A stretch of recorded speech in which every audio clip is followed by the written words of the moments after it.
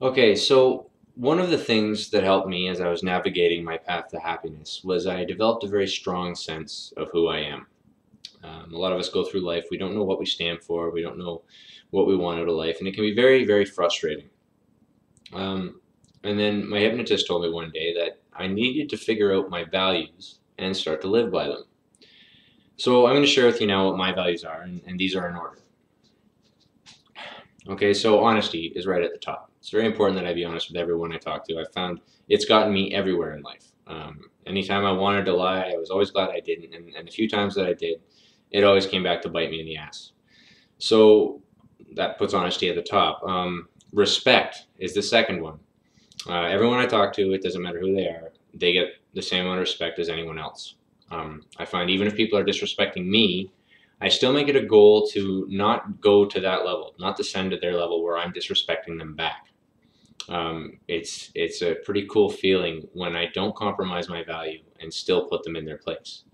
There was this one time when there was this guy, I ran to an establishment and he was picking on me. He was like, "Holy crap, are you out of breath? Really? I mean, my son can do that in no time," and blah blah blah blah blah. And he was kind of picking on me for a couple of solid minutes, and then finally I looked at him and I said, "Oh, really? Could you outrun your son?" And this guy had like a huge belly and just he's overweight and out of shape and all that, and he shut right up.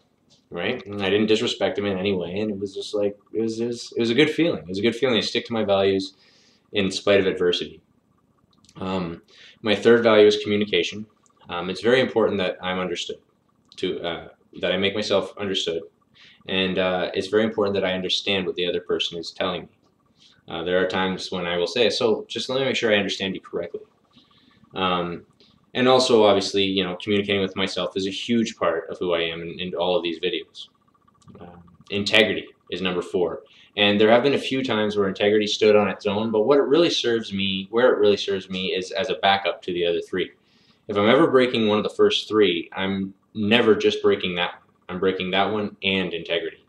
So it backs them up, it makes them feel a little more solid. Okay. Number five is creativity slash spirituality. I do think they're connected. If I'm going into a creative space, I feel like I'm tapping into a source outside myself or I'm becoming a conduit, whatever. Number six is forgiveness. I learned the value in this a long time ago, and I do not carry a grudge. It's a pretty good feeling. I literally feel like I could get hit by a car as a pedestrian, and I could forgive the person before I bled out on the street.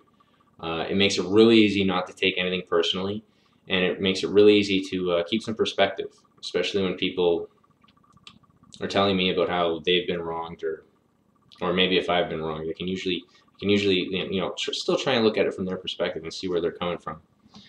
Finally, number seven is silliness. I love all senses, all types of humor, except for sarcasm, because you got to lie for that shit. But you stick something unexpected in there that just tickles me. I love it. So and I love to laugh. Who doesn't, right? It's a good one for number seven. So how do you figure out your values? Well, I'll tell you the process I went through. Okay.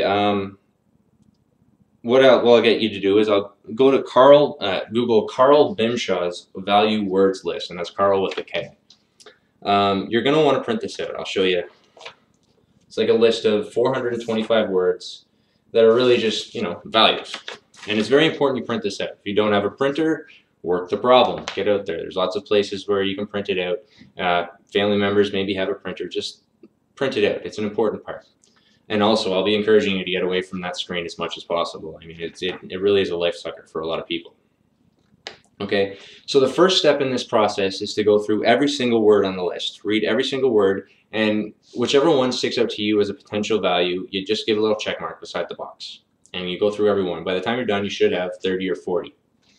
Then you go through the list again. You find where all your little check marks are, and you attach a number to whichever value you have. So, for example, aggressiveness.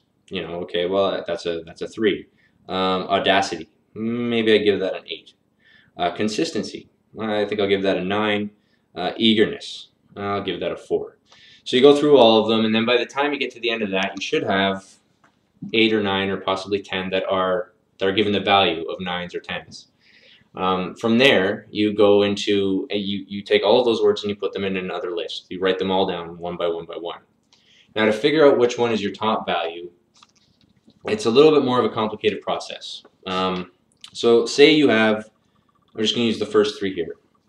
Actually, no, I'm not. I'm going to use the first three of different letters. Okay, so say you have abundance, balance, and calmness as your three values. You're trying to decide between abundance and balance. You've given them both 10s. So you ask yourself, if I could only live with one, if I could only have one, which one would it be? And you say, okay, balance. So balance becomes your number 1, and abundance becomes your number 2. Okay, next you move on to calmness, and you choose calmness against abundance. If you could only have one, which one would it be? And you choose calmness. Okay, so that means abundance now goes to number 3, calmness moves up to number 2, and you will now compare calmness to balance. And balance still feels, for example, like it's the one that should remain at the top. Okay, so now you have balance as your number 1 value, calmness as your second value, and abundance as your third value. I really hope I didn't mess that up.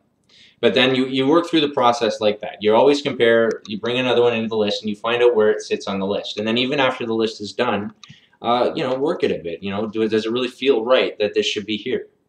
And once you know your top value, it'll take a while before you understand exactly what it means to live with it. But it does help to know what really counts in your life, what really matters to you, and it helps you in your decision making. So yeah, the actual thing, if you print out the full document, I mean, he's got his own way of doing it, and sure, if maybe you'll want to try that. He's got like a values bracket here. He's got a whole different system. So, just do whatever feels right. You could even look up other values lists. Communication isn't a value, apparently. It is to me. So, be open to it receiving other ones that could possibly mean something to you. Okay. Yeah, I got to stop ending my videos with, okay, but there it is. Okay, so I'll see you in the next one. All right.